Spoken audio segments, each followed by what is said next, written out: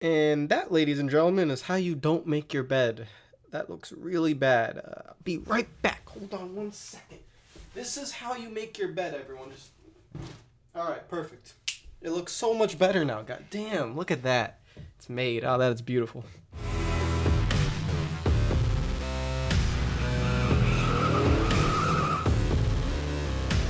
Well, this is different. Hello, how's it going? I'm doing a race preview for the first time, and I'll give a few reasons why I'm doing it. Number one, I was pretty bored. I kind of wanted to make a video. Number two, the points actually matter right now, so it's kind of cool to preview a race and predict what's going to happen because the point standings matter. And yeah, so points actually matter. Tip NASCAR for the first 26 damn races of the season. Maybe, as a bright idea, make the points matter. I don't know, limit the playoff field to 10, go back to the 10 race chase, or crazy, I don't know, like every other motorsport does it, a season-long championship. I don't know, I'm just a guy wearing a pink headband. I don't know what I'm talking about. Ow, I think I cramped my neck. I can't move my neck. Ow, ah. I'm dreaming of you.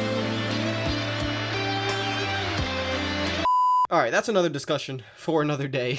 But let's talk about Kansas. There actually is a good amount to talk about. It is an elimination race. There are guys that ran really well in the spring race, or was it in the spring? I don't even remember when the race was. I think it was in the spring. I'm not sure. See how meaningless the first 26 races are other than the Daytona 500?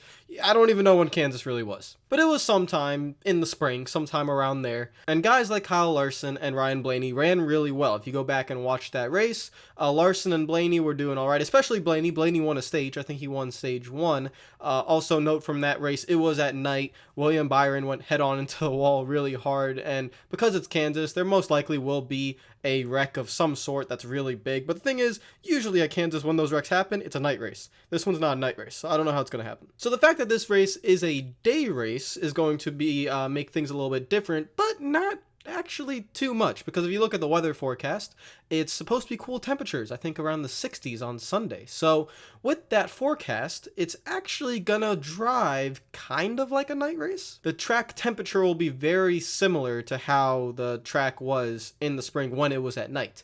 So that's going to be very interesting. However, with the sun out and maybe the track temp can really get up there, you don't know how it's going to work. I don't know.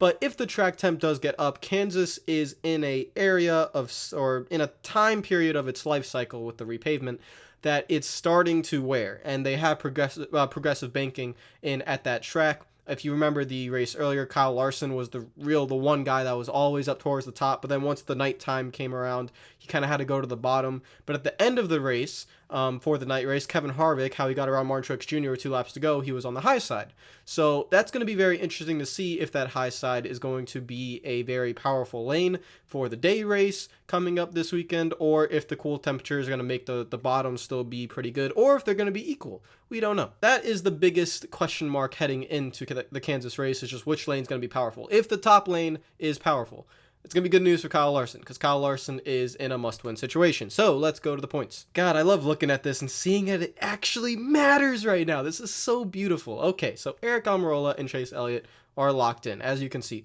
Kevin Harvick, 63 points. He's locked in. Kyle Busch, pretty much locked in. Joey Logano, really needs to screw up to not be locked in. And Kurt Busch, So the big talking point is Bowyer, Truex, Keselowski, Blaney, and Larson. Those are the 5 guys. I'm sorry, Alex Bowman. You are going to be an underdog here. If you can miraculously win this race with showing miraculous speed that we haven't seen all season at a mile and a half, then congratulations for you. But for now, I'm sorry, Alex Bowman. You're done. Rest in peace, Alex. We love you. Larson, Blaney, and Keselowski. Blaney ran really well in the first Kansas race. Like I said, he won a stage. It is very possible that Ryan Blaney can win at Kansas. Now, we don't know if he will, but he very well can. And Kyle Larson, obviously, with the high lane in Kansas, a mile and a half track, if that high lane is going to really come in, then Larson is a player. Even if it doesn't come in, Larson is still really good at mile and a half. So if the car is working, he can run on the bottom. You never know. And Brad Keselowski is still pretty much on a hot streak at pretty much all the racetracks. He's been very good at Dover. He was pretty good there. And heading into the playoffs, and even in the playoffs, he's been very, very good as well. So we will see if Keselowski can win the race. He never has really had the fastest outright car in any of his wins, but he's had the second or the third fastest car, and then they execute and then they win. So you never know if it could happen, and Keselowski is the big player here. Keselowski, if he gets into the round of 8, will change everything in terms of the playoff picture. So he's the real key guy here. He's the guy that everyone's going to really be paying attention to. It's going to be Brad Keselowski. If he doesn't get in, it gives guys like Eric Almirola, like Chase Elliott, like Kurt Busch and Joey Logano, and Clint Bowyer a very, very good chance, a very equal, fair chance of getting the 4th spot to go into Homestead. But if he does make it in, then he will still be one of the favorites along with Truex, Kyle Busch, and Kevin Harvick to get into the round of 4 just because of playoff points. Now, the 8th place guy is very interesting as well because you never thought he would be in this position with 2 bad races heading into the Kansas race. It's Martin Truex Jr., only 18 plus points. The only way he does not get through into the next round is with a mechanical. I think that really is the only way. If he has a mechanical failure, if he has a wreck of any sort, which is possible, you know, on the restarts at Kansas, it can get very hectic going 3 or 4 wide, hence why you saw William Byron go head into the wall. They were almost 4 wide coming out of turn 4. It can happen on a restart, so you never know, and that's going to be very interesting to see if Martin Truex Jr. can get through. If he just does his job, run 8th all day, like if you run 8th or 10th all day, you will be fine. You will make it through, and let's see if he can do that. I'm expecting him to run top 5 though, so we'll see how that goes. Everyone else just has a job to do. Kurt Busch, Logano, Kyle Busch, they just all have a job. Just go out there and run your race. Just don't wreck. You should have a good enough car to be where you need to be.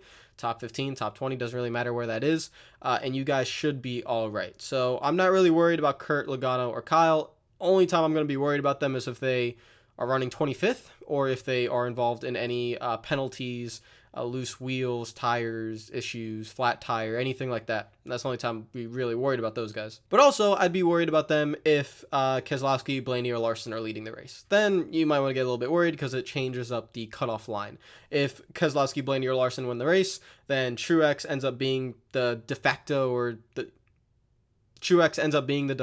cutoff line, and now Kurt Busch only has a 12-point gap, and Logano's gap is cut in half, and that's going to be very weird to see. So that is the overall picture of the race preview for Kansas. Now, who's going to be well, who's going to be poor, I don't know. It's very hard to predict who's going to be like, oh, really good or really bad. I don't know. I got no clue. I mean, did anyone predict that SHR would be the 4 fastest cars at Talladega and then put on a absolute whooping NASCAR 06 total team control style? No, I don't think anyone predicted that. Which is why I'm not really the best at doing race previews because I suck at predictions. The one time, or the last time I did a prediction on the podcast with Eric and Black Flags Matter and Jared and all them, I said Chase Elliott would win Dover. I only said it because he runs pretty well at Dover. Did I expect him to just miraculously get a pit strategy call to win the race and actually win it? No, I didn't expect that. But hey, I called the win, so... Nah, but really, it's going to be hard. I don't really have a call for the win or the race. And if I ever do race previews, I'm going to say that probably every video. Like, I don't know who's going to win, and it's because it's true. I really don't know who's going to win. I would probably go with Truex. I mean, I think they're a clutch team, and they would just put the... It's kind of similar to, I think, Jeff Gordon 2014, when Gordon had a really fast car that entire year, but they were heading into the Dover race in a precarious position. They were safe, but not completely safe, and then he just went out and won Dover and dominated. So I feel like Truex is going to do the same thing. I think he's going to be very good, and I think he might win the race, and I'll say he's going to win the race. He finished second in the spring, only got passed by Harvick with 2 laps to go, and I say Truex wins the race. Which means who gets in, and I'm going to take one switch around here. I'm going to say that Clint Bowyer struggles. I'm going to say that Brad Keselowski does pretty well. He scores very well in the first 2 stages. And I'm going to say that Keselowski overtakes Bowyer on points. That's what I'm going. That's a pretty risky prediction, but that is what I'm going to go with. So Bowyer, Blaney, Larson, and Bowman are going to be the ones eliminated. In my opinion, I'm probably wrong. I have no idea what I'm talking about, but that's my opinion. So that is the race preview for Kansas. It'll be interesting to see where everyone qualifies. That'll obviously be very important. Qualifying for this race is probably going to be the most important that it's going to be for a while, because if guys like Keselowski qualify 30th, then that prediction that I just said, that Keselowski would overtake Bowyer on points, is pretty much thrown out the window. So if you guys want to watch qualifying, I would say probably watch it, because it's very, very important for these guys to qualify up towards the front for the first stage. That is the most important part. Got to get the points.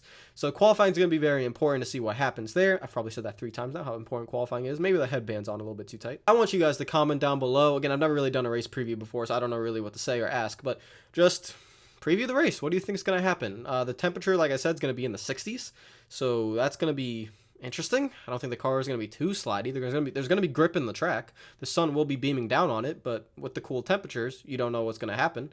Should be pretty grippy. Let me know what you think. Are we going to have a big wreck like we normally do at Kansas? For some reason at Kansas, we always have a massive wreck. I don't know why. It's just a regular mile and a half, but there's a wreck there. Usually night race, but still. And will that happen? Will it happen on a restart for guys going really, really aggressive, trying to get points or trying to win the race or whatever?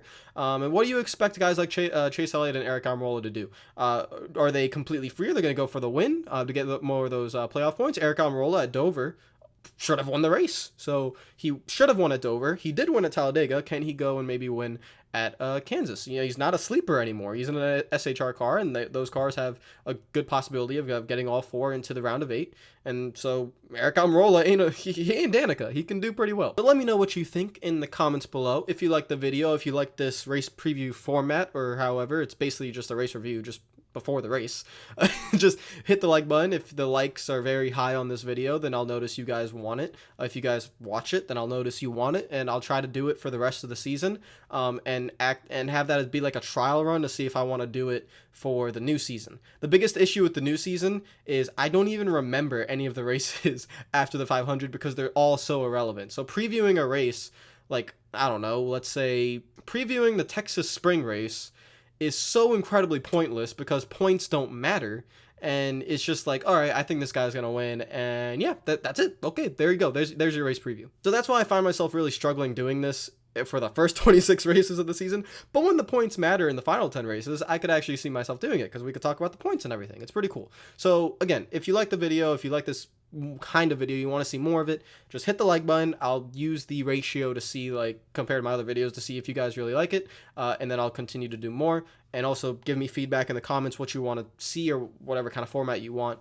And yeah, I'll see you guys later. Hope you're having a fantastic day. Enjoy the race weekend, and peace out.